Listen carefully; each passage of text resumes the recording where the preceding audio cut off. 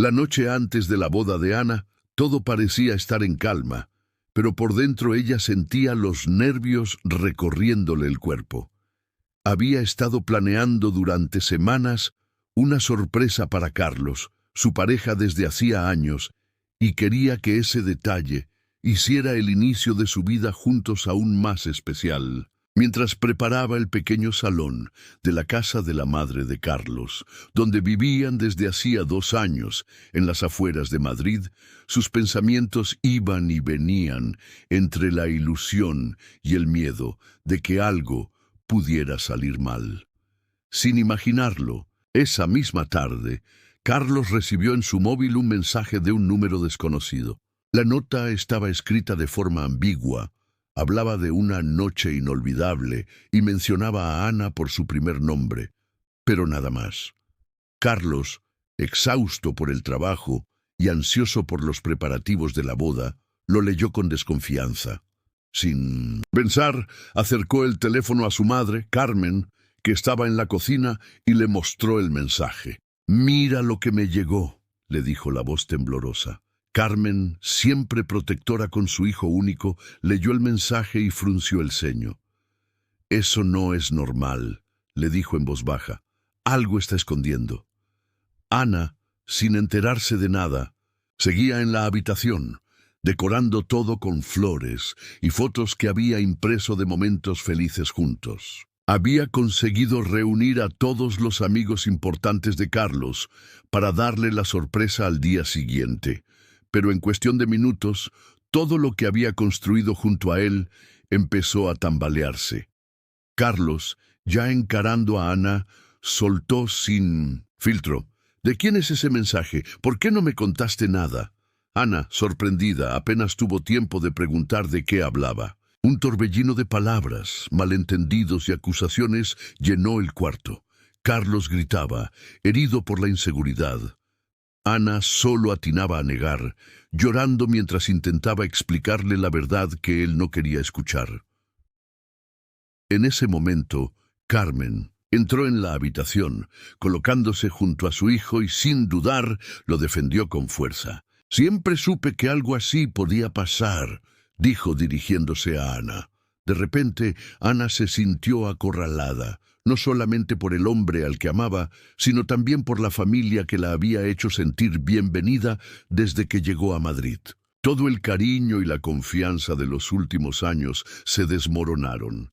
Miró alrededor, buscando una salida, pero ya no había refugio ni para sus palabras ni para sus lágrimas.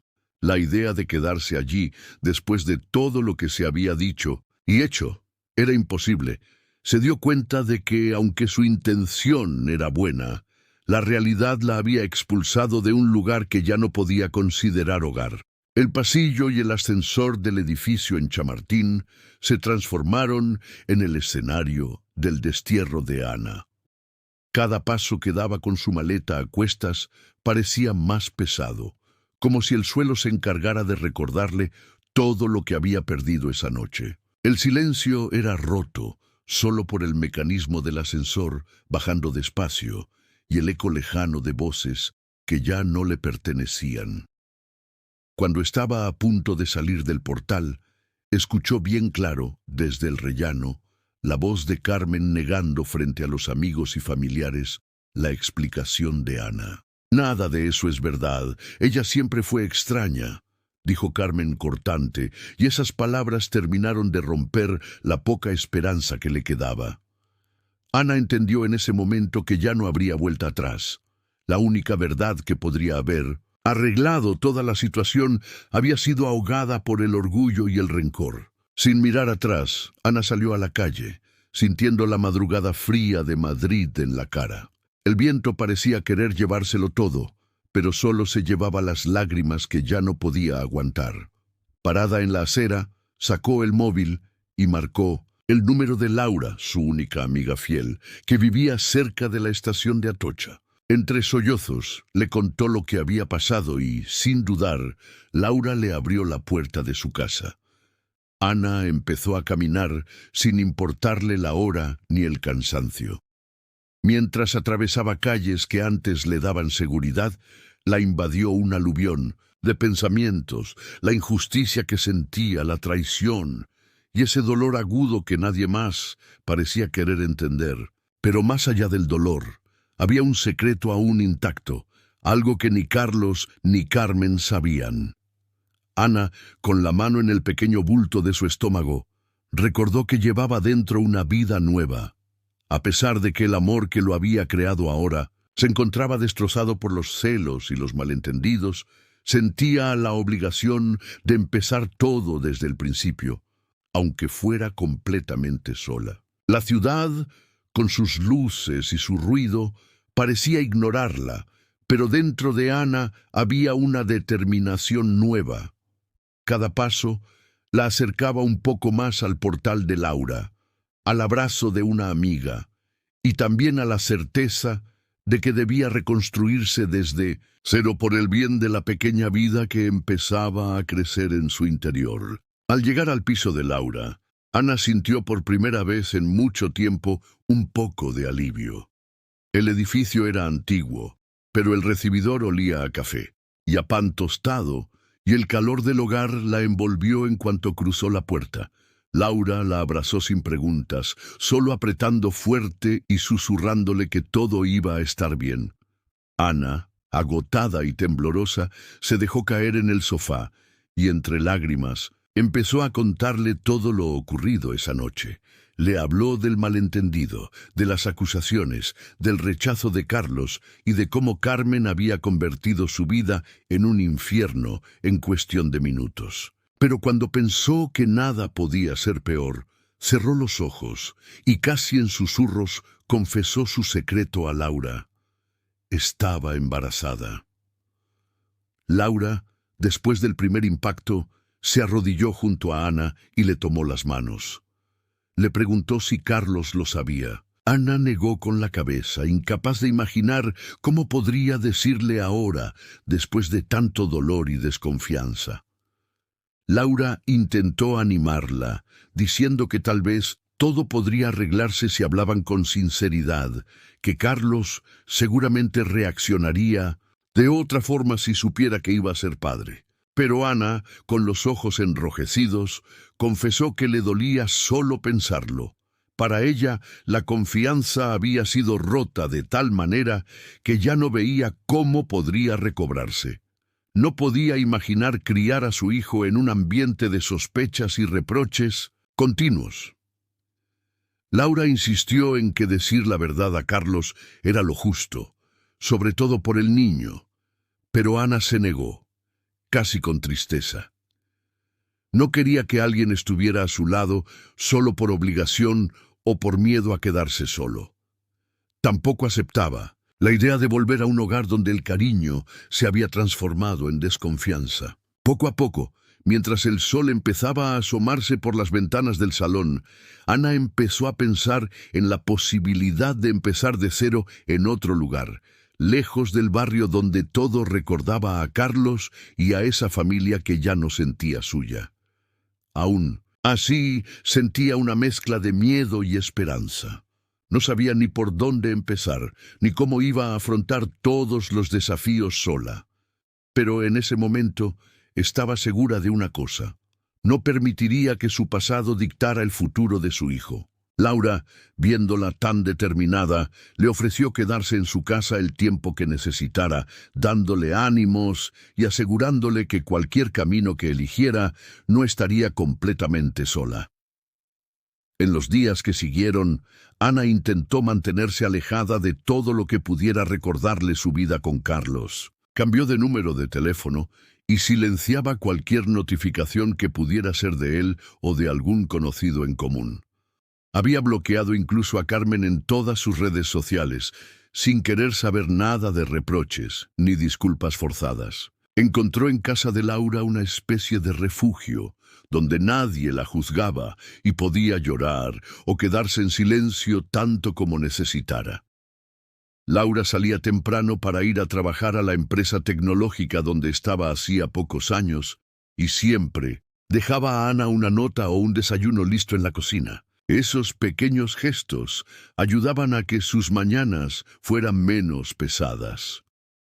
Con el tiempo, La falta de noticias y el silencio de aquel mundo que había dejado atrás se volvieron un alivio.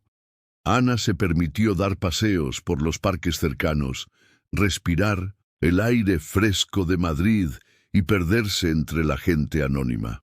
A veces se sentaba en una cafetería cualquiera, simplemente a mirar a quienes la rodeaban y a imaginar cómo sería su vida en un lugar donde nadie la mirara con lástima o curiosidad. Una mañana, revisando su correo electrónico, encontró un mensaje inesperado. Era de Teresa, una de sus profesoras más queridas de la universidad, con quien hacía años no hablaba. El correo era breve pero directo. Le contaba sobre una vacante en la Fundación Red de Manos, una ONG en Valencia dedicada a la integración de inmigrantes y refugiados, y le preguntaba si estaría interesada en postularse, ya que recordaba su compromiso y sensibilidad en la carrera de trabajo social. Ana se quedó un buen rato mirando la pantalla sin saber cómo reaccionar.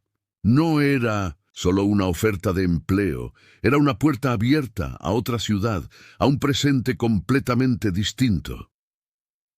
El corazón le latía fuerte. Valencia estaba lejos de Chamartín y de todo lo que la ataba a su pasado. Significaba dejar atrás los recuerdos que aún le dolían, pero también empezar algo nuevo sin tener que dar explicaciones. Sin contarle demasiado a Laura, respondió el correo agradeciendo la oportunidad y pidiendo más información. Esa misma tarde recibió un mensaje de Teresa con los detalles del puesto, las condiciones y el proceso de selección. Por primera vez en mucho tiempo, Ana sintió que había una posibilidad real de elegir su propio destino. Decidió apostar por ella y por el hijo que crecía en su vientre, dispuesta a reconstruirse, aunque aún no supiera cómo sería el camino. La mudanza a Valencia resultó mucho más desafiante de lo que Ana había anticipado. El viaje en tren fue largo, cargando con un par de maletas y demasiadas preguntas en la cabeza. Al llegar, la ciudad la recibió con ese calor húmedo típico del Mediterráneo y la extrañeza de saber que todo sería diferente. Acomodarse en el pequeño piso que consiguió cerca del río Turia fue solo el primer paso, pero el verdadero reto llegó cuando empezó en la Fundación Red de Manos. El trabajo era intenso, casi absorbente. Ana notaba que la mayoría de sus nuevos compañeros no tenían tiempo ni paciencia para charlas largas, y que el ritmo exigía estar siempre alerta. Muchos días terminaba exhausta, preguntándose si había tomado la decisión correcta. El embarazo comenzaba a hacerse más presente. Los mareos y el cansancio aumentaban, y cada mañana le costaba un poco más salir de la cama. A pesar de todo, se obligaba a cumplir con cada jornada, deseando demostrar que podía aportar algo a la organización, aunque nadie pareciera notarlo de verdad. En ese entorno nuevo, el anonimato la envolvía. Nadie conocía su historia, ni siquiera sospechaban que hacía solo unas semanas su vida había dado un giro total. A veces sentía una soledad honda, recibiendo solo mensajes ocasionales de Laura preguntando si necesitaba algo o echando de menos las conversaciones cotidianas en los cafés de Madrid. Por otra parte, esa soledad la hacía dudar. ¿Sería capaz de criar a un hijo sola en una ciudad extraña, sin una red de apoyo cercana?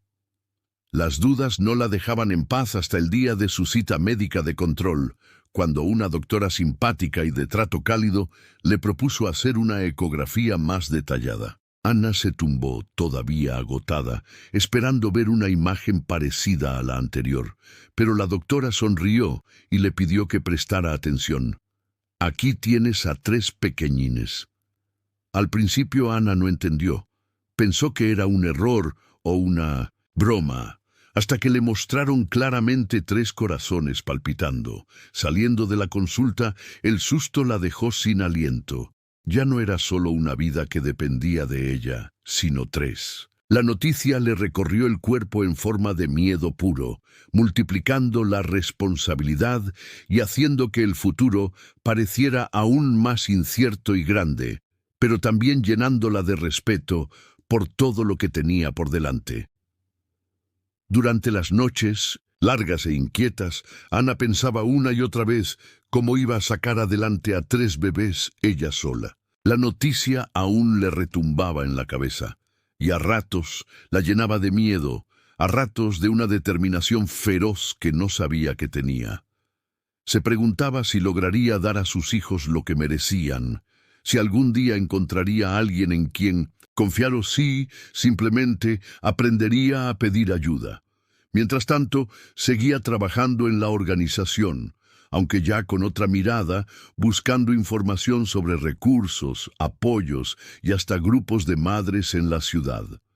Sin embargo, al otro lado, en Madrid, la historia también daba un giro silencioso. Carlos, meses después del estallido, aún se despertaba sobresaltado, preso de una sensación de vacío imposible de llenar. Había intentado rehacer su vida, pero el remordimiento lo perseguía a cada paso, volviendo a revisar aquel fatídico mensaje una y otra vez en la memoria.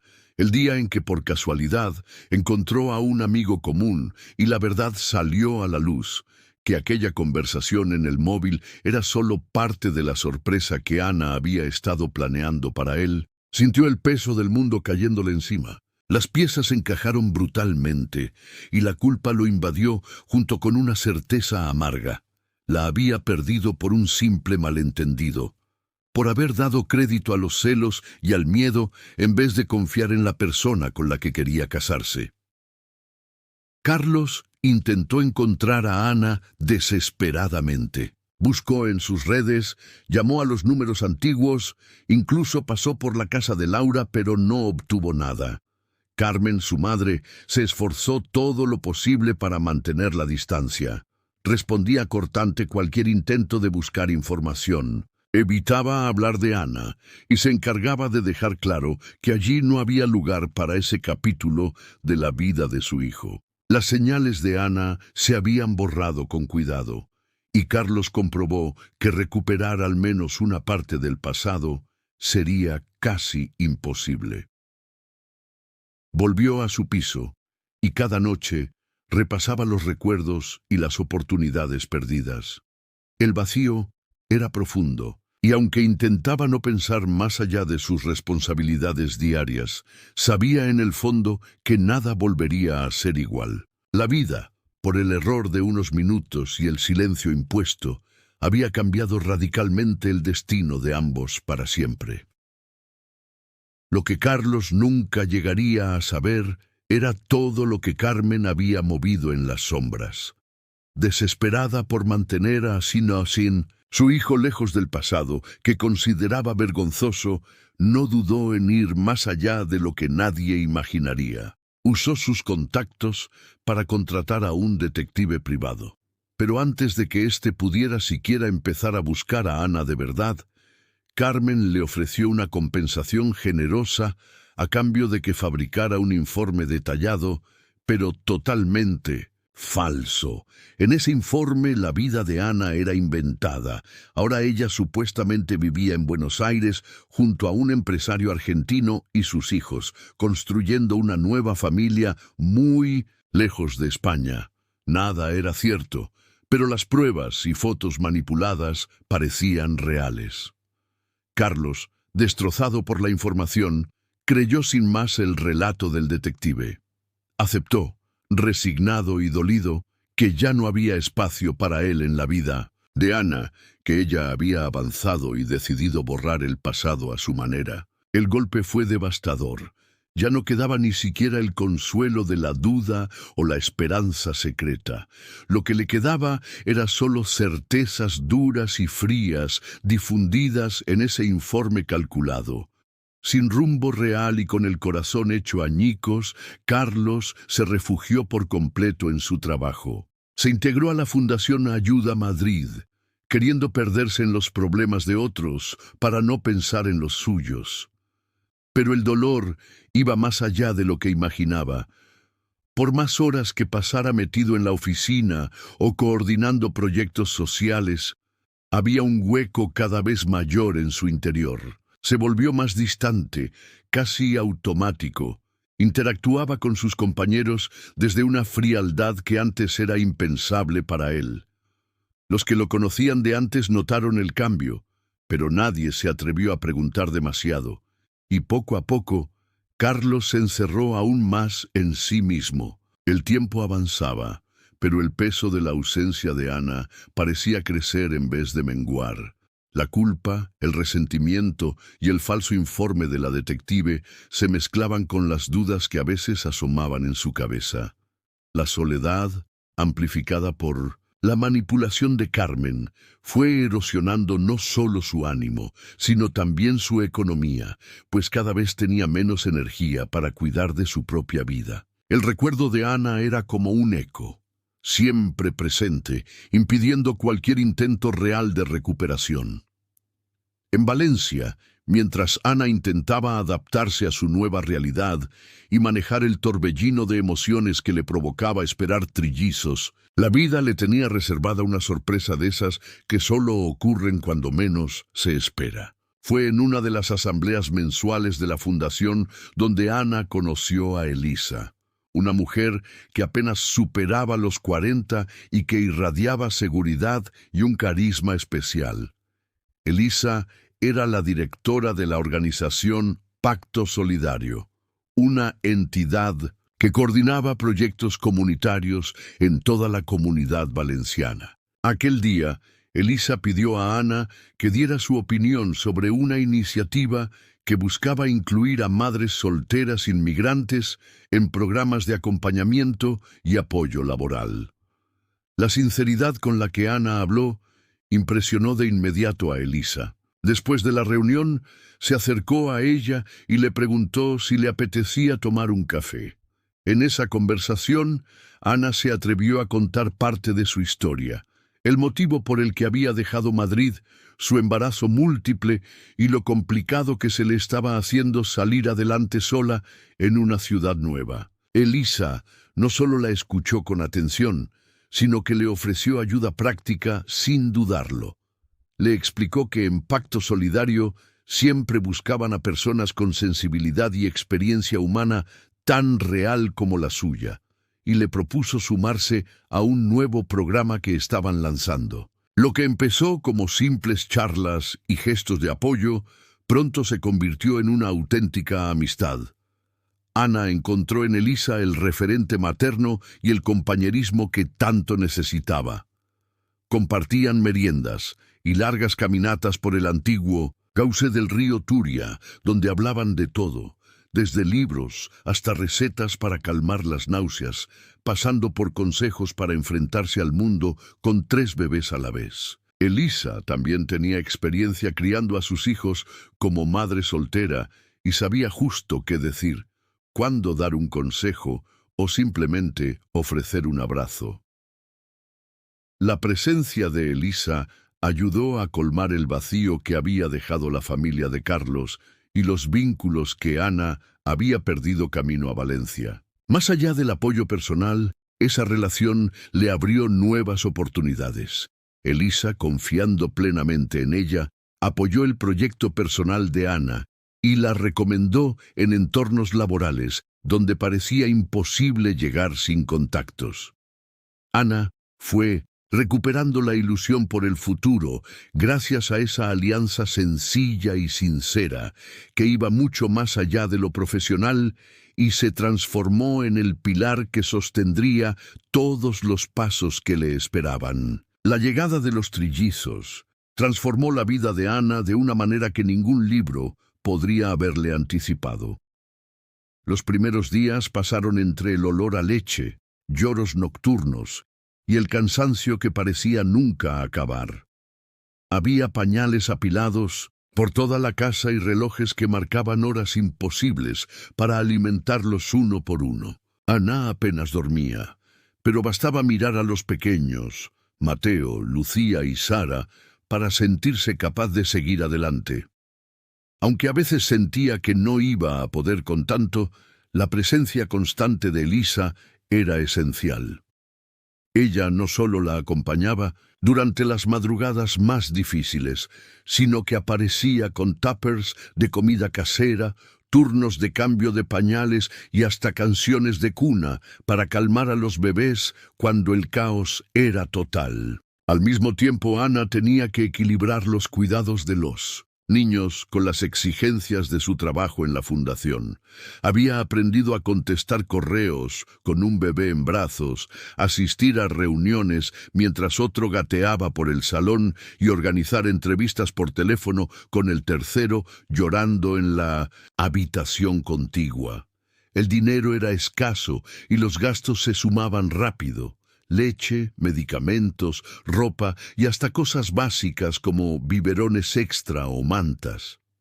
Hubo semanas que Ana pensó en dejarlo todo, pero Elisa siempre encontraba la manera de animarla, recordándole que, si había llegado hasta allí, era porque tenía una fortaleza que nunca imaginó. Entre charlas espontáneas y noches en vela, surgió una idea que cambiaría el rumbo de ambas. ¿Por qué no crear una marca propia que respondiera de verdad a las necesidades de madres que, como ellas, se veían superadas a diario? Así nació Manos Amigas, una empresa centrada en productos prácticos y asequibles para el mundo infantil, pensados por madres y para madres. Al principio era un taller improvisado en el salón del piso de Ana, cosiendo a mano, probando texturas y hablando con otras madres del barrio para entender qué hacía falta realmente. Contra los pronósticos, la marca encontró su espacio en Valencia. Pronto, otras familias se acercaron para comprar los productos y compartir sus experiencias. Manos Amigas creció rápido y con ello, la vida de Ana y sus hijos ganó una estabilidad que parecía imposible unos meses atrás. Ahora, su rutina estaba cargada de trabajo y muchas responsabilidades, sí, pero sobre todo de colaboración y esperanza por todo lo nuevo que juntas podían lograr. A medida que el tiempo avanzaba, la diferencia entre el ritmo de vida de Ana y el de Carlos se hacía cada vez más evidente. Ella, desde Valencia, parecía encontrarse en uno de los mejores momentos de su vida. Aunque agotada, tenía sus días llenos de retos emocionantes, trabajo significativo y, sobre todo, la calidez de sus hijos y el apoyo incondicional de Elisa. Pero para Carlos, la situación era otra. Desde que había recibido aquel informe falso y asumido que Ana tenía una nueva vida en el extranjero, se hundía un poco más cada semana.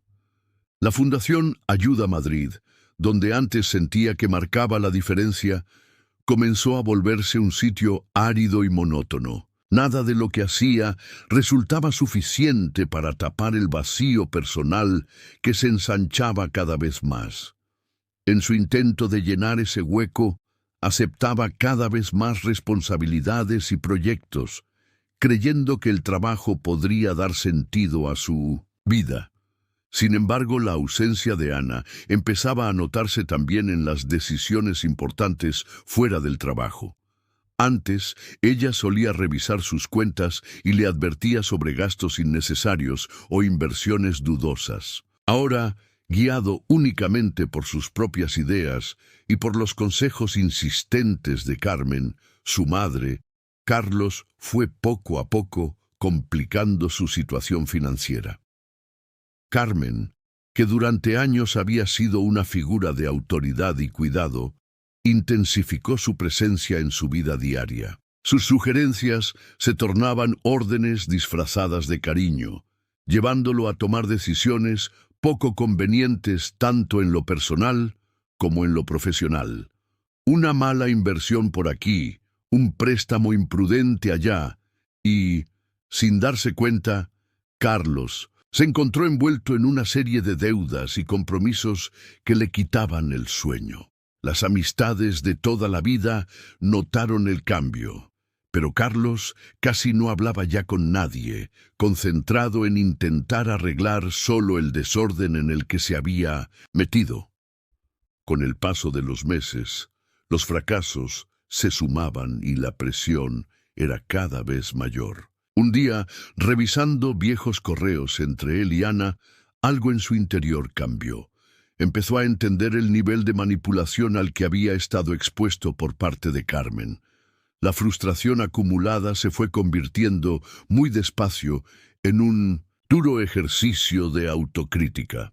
Por primera vez, Carlos aceptó que necesitaba tomar distancia de su madre y dejar de justificar sus propias caídas. Una pequeña luz de deseo de redención comenzó a asomarse en medio del caos, aunque todavía sin saber muy bien cómo o por dónde empezar.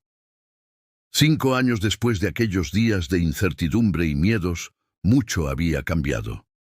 Manos Amigas, la empresa que Ana había creado con Elisa prácticamente desde cero, era ahora un nombre conocido en toda España. Vendían sus productos en grandes cadenas y colaboraban con varias ONGs, siempre comprometidas con ayudar a familias que lo necesitaban. El esfuerzo de todas esas madrugadas sin dormir parecía, al fin, recompensado. Ana, además, había encontrado algo parecido a la tranquilidad. Veía a Mateo, Lucía y Sara crecer entre risas y problemas típicos de la infancia, rodeados de amigas, profesores cariñosos y la red de apoyo que ella y Elisa habían construido casi como una familia. Con el tiempo, los niños dejaron de preguntar, tanto por su padre. Sabían que estaba lejos, pero Ana apenas hablaba de él. La figura de Carlos era un tema casi tabú. Solo en raras ocasiones, cuando alguno de los trillizos sacaba el tema, ella se limitaba a cambiar la conversación o abrazarlos fuerte, incapaz de explicar lo que ni ella misma había terminado de entender. Así, la ausencia del padre quedó marcada. Un secreto guardado en el silencio compartido de madre e hijos. Pero la calma nunca es permanente. Una tarde cualquiera, Sara, siempre la más silenciosa de los tres, comenzó con síntomas inesperados. Primero un cansancio extraño, después fiebres que no bajaban y finalmente un desvanecimiento que encendió todas las alarmas. Tras un carrusel de pruebas en el Hospital La Fe, los médicos pusieron nombre a lo que pasaba. Sara tenía una enfermedad rara y la única opción real era un trasplante urgente. El problema mayor no era solo la urgencia ni la rareza del diagnóstico, sino que una mutación genética muy poco común complicaba encontrar un donante. Era necesario, casi con total seguridad, que el padre biológico estuviera involucrado.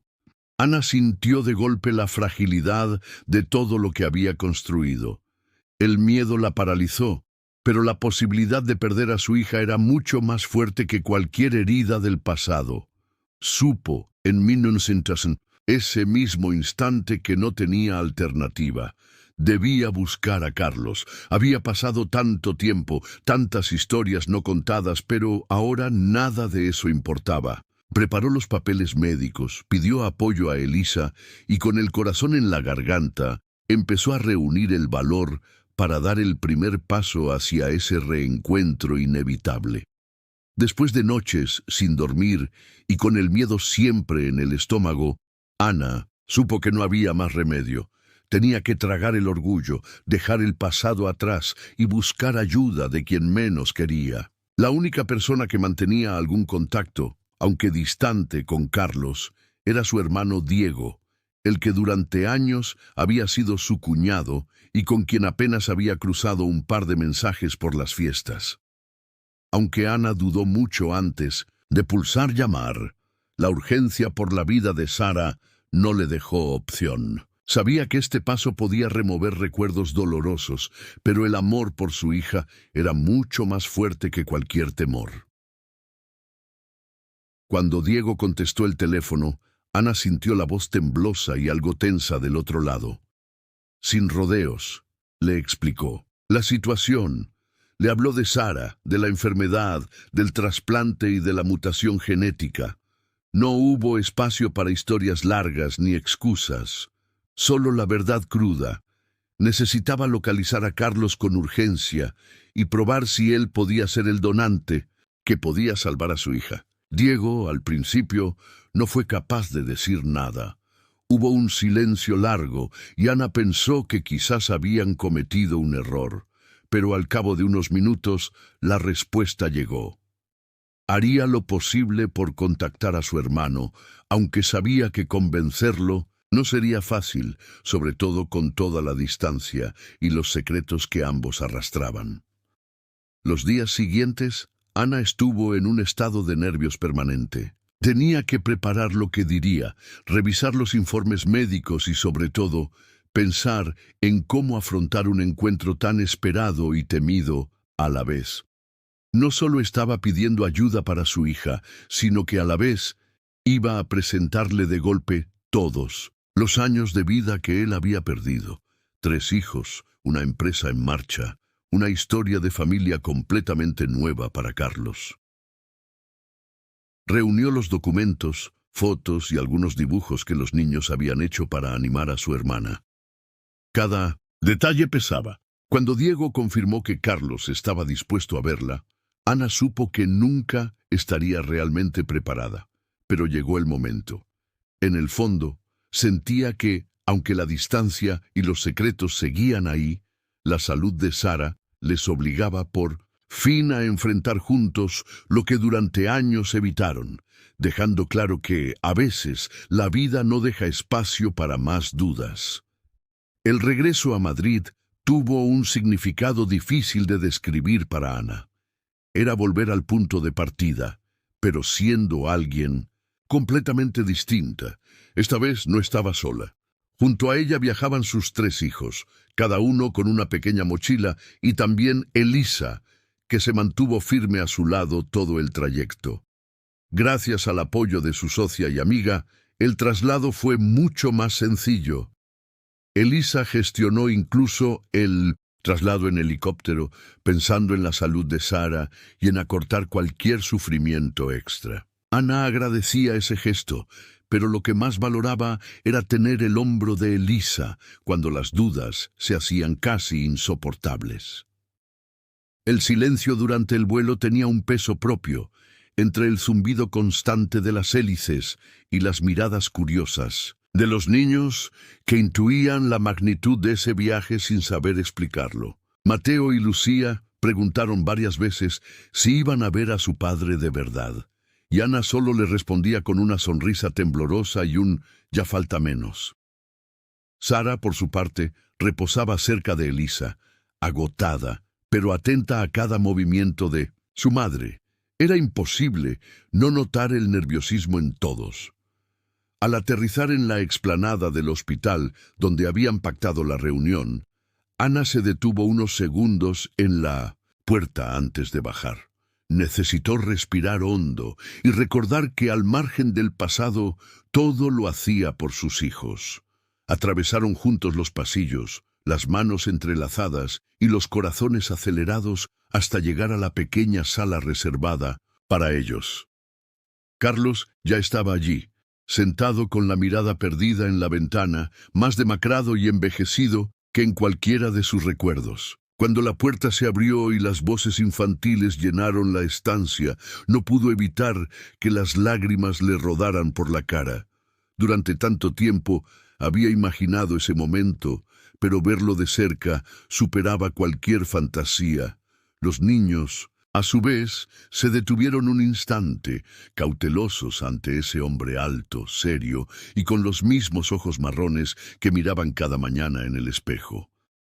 A pesar de la emoción y la incomodidad, fue Sara la primera en acercarse y tomarle la mano. En ese silencio cargado de sentimientos, Ana y Carlos entendieron que, aunque nunca podrían borrar las heridas, al menos podían empezar a construir algo nuevo, aunque fuera desde la fragilidad y el asombro del primer encuentro verdadero.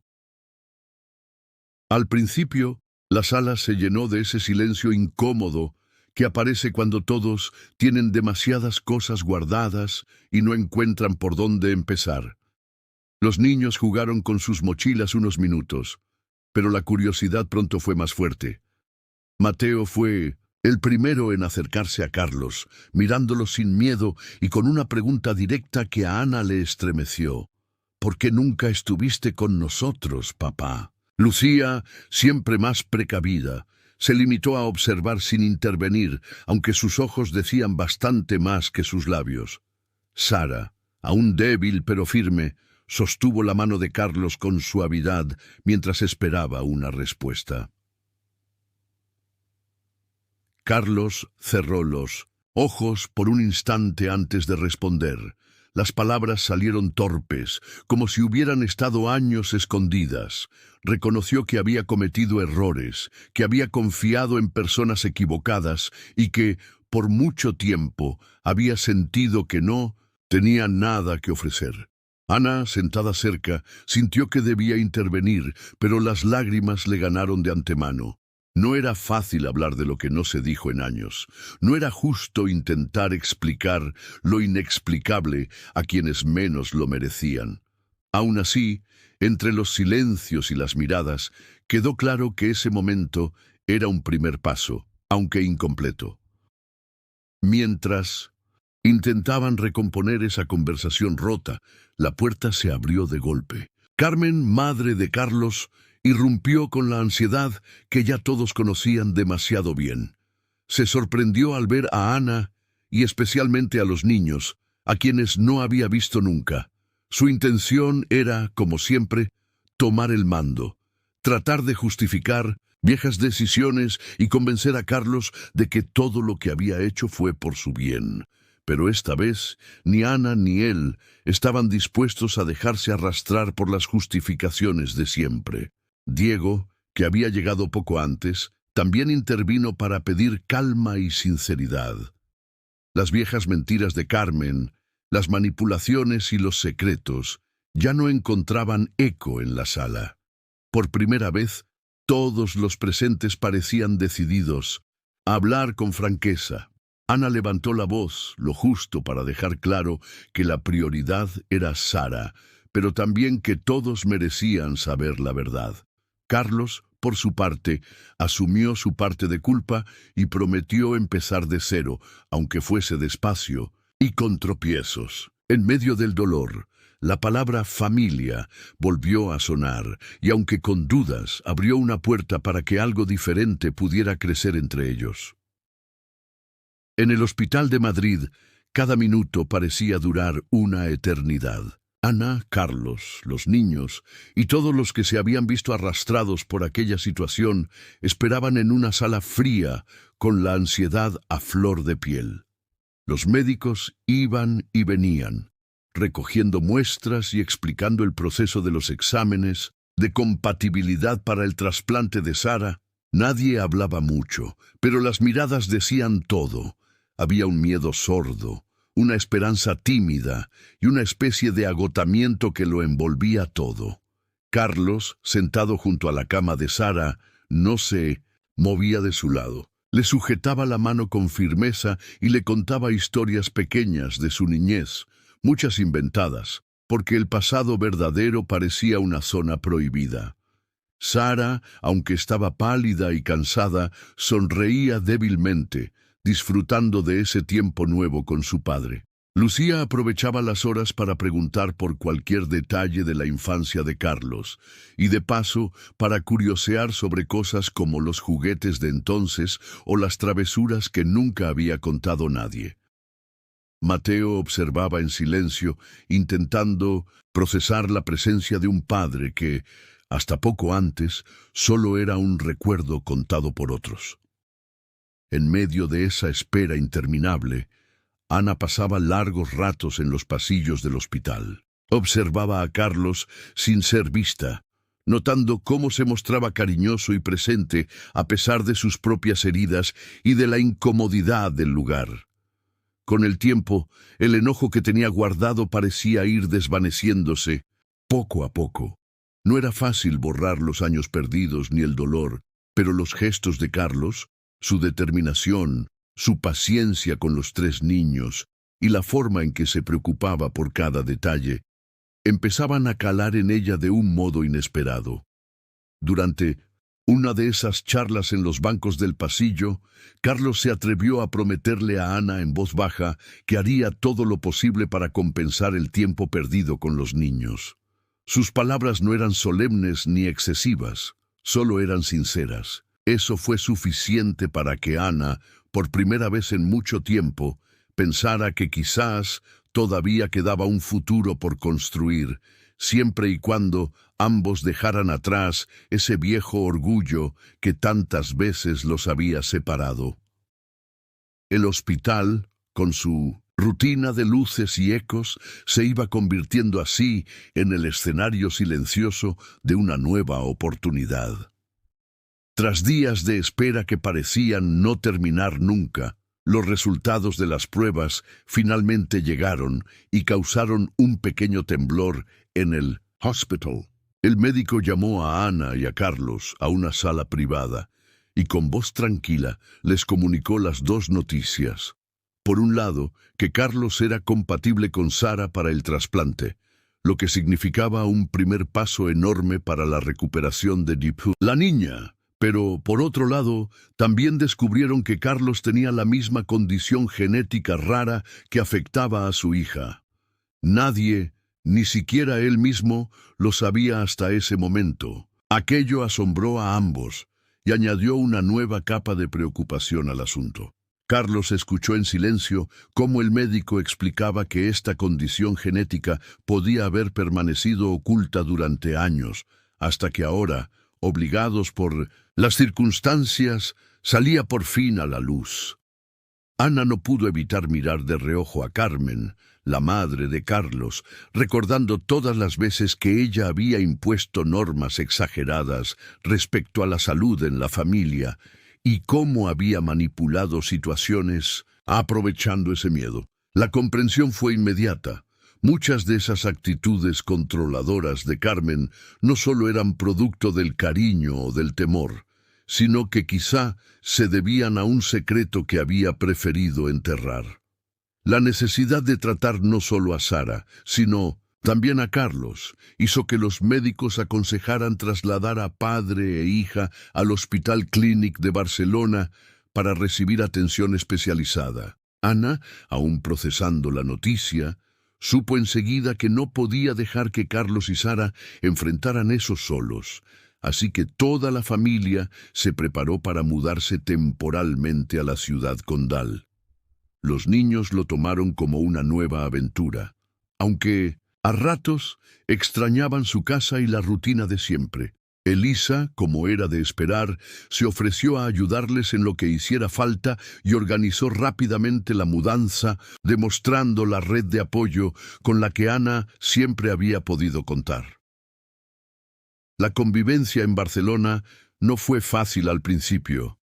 Todos tuvieron que adaptarse a las consultas, a los horarios extraños y al cansancio que traen esos tratamientos largos. Sin embargo, en medio de la vulnerabilidad y las preocupaciones, algo cambió entre ellos. Las viejas tensiones parecían perder fuerza frente al cariño y solidaridad que empezaban a sentir realmente como familia. Esta vez, la unión no era impuesta, sino construida cada día con pequeños gestos de cuidado y sinceridad. En medio de consultas médicas, análisis y esperas interminables en los pasillos del Hospital Clínic, la familia empezó a vivir una rutina distinta, marcada por la convivencia y por la presencia diaria de Carlos en la vida de los tres niños. Él, todavía adaptándose a todo lo nuevo, parecía decidido a no dar por sentada ninguna oportunidad. Cada día se involucraba más, desde revisar los deberes del colegio, que no dejaron de llegar pese a la distancia, hasta leer cuentos a Sara, Lucía y Mateo, antes de dormir en aquella habitación improvisada que compartían. Carlos no se daba tregua. Aprendió a preparar meriendas con lo que encontraba en la pequeña cocina del apartamento cerca del hospital, y fue cogiendo el ritmo de los baños nocturnos, las peleas por el mando de la tele y las preguntas constantes de los niños, que buscaban poner al día tantos años sin él. No era perfecto, y eso quedaba claro con cada error, pero se notaba en sus gestos y en la atención hacia los mellizos que estaba dispuesto a ser un padre presente, alguien en quien pudieran confiar. Sara, especialmente, se aferraba a esos momentos de calma en los brazos de su padre, y hasta Lucía, mucho más reservada, aceptaba con una sonrisa sus intentos de bromear o ayudarla con los problemas de matemáticas. Ana, por su parte, observaba todo con sentimientos encontrados. Había risas y situaciones nuevas, pero también ese miedo quieto que le recordaba lo difícil que había sido llegar a este punto. A veces se preguntaba si realmente podía dejar atrás el dolor y la incertidumbre. Si confiar otra vez en Carlos era una buena idea o simplemente parte del deseo de que las cosas funcionaran, aunque solo fuera por los niños. Sin embargo, poco a poco, el respeto fue reemplazando la desconfianza entre ellos. No hablaban de volver a ser pareja, más bien compartían miradas cómplices cuando Sara se animaba o cuando algún niño lograba resolver una tarea difícil. Lo más evidente era la alegría de los mellizos. Tener a sus dos padres juntos y presentes, compartiendo hasta los pequeños detalles, era para ellos una novedad emocionante. Esa felicidad sencilla, sin promesas, permitió que Ana y Carlos empezaran a verse de una manera diferente, abriendo paso al entendimiento y a una complicidad que por primera vez en mucho tiempo no se sentía forzada ni rota. Después del trasplante, los días siguientes fueron de una calma rara, llena de alivio y agradecimiento. Sara respondió mejor de lo esperado a la operación y los médicos la felicitaron por sus ganas de mejorar, diciendo que era sorprendente lo rápido que recuperaba fuerzas. Los hermanos no desaprovecharon ni un segundo para estar con ella y celebrarle cada pequeño logro, desde comer sola hasta dar pasos por el pasillo del hospital. Unos días después, con el visto bueno de los doctores, todos pudieron regresar al piso de Ana en Barcelona, donde la familia comenzó a probar lo que era una nueva rutina sin tantas preocupaciones clínicas de por medio. La primera noche fuera del hospital, Ana preparó una cena sencilla con espaguetis y zumo de naranja, y aunque no hubo una fiesta grande, la atmósfera era de celebración. Carlos, sin hacer más ruido del necesario, ayudó a poner la mesa y dio las gracias en voz alta por tener la oportunidad de estar juntos y sanos. Elisa también estuvo allí, trayendo postre y aportando ese humor suyo que lograba relajar hasta los ambientes más tensos. El clima en casa era completamente distinto. Las heridas parecían perder el peso que antes tenían, y lo que surgía ahora era algo más consciente y maduro, una sensación de entendimiento y cariño real que se había construido a base de sinceridad y tanto esfuerzo conjunto. Mientras Sara ganaba vitalidad, otras cosas también cambiaban. Elisa, que además de amiga fiel era socia de Ana, tenía en marcha un proyecto de expansión para la empresa de diseño que ambas llevaban. Un día invitó a Carlos a sumarse al equipo, aprovechando su experiencia previa, y la propuesta fue bien recibida. Trabajar juntos en la misma oficina sirvió para unir aún más los lazos, en especial porque el ambiente de confianza que habían logrado en casa se trasladó poco a poco al mundo laboral. Las ideas de Carlos aportaron frescura y energía, y Ana reconoció que más allá de lo sentimental, compartir el trabajo diario con él fortalecía un tipo de alianza nueva, más respetuosa y sincera. En ese contexto, los sentimientos que llevaban tiempo guardados empezaron a dejarse ver otra vez, pero de manera diferente.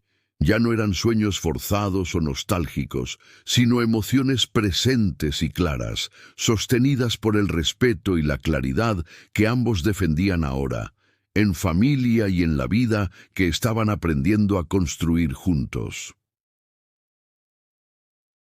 Los meses pasaron casi sin que se dieran cuenta, con la vida organizándose poco a poco en la nueva casa de Barcelona. La salud de Sara se consolidó. Los mellizos avanzaron tranquilos en el colegio y el trabajo conjunto en la empresa progresó con el mismo buen clima que disfrutaban en casa. Con la llegada de la primavera, Ana y Carlos decidieron celebrar el cumpleaños de los niños con algo sencillo pero especial. Una fiesta familiar en el jardín, rodeados solo de algunos amigos cercanos, entre ellos Elisa y Tomás.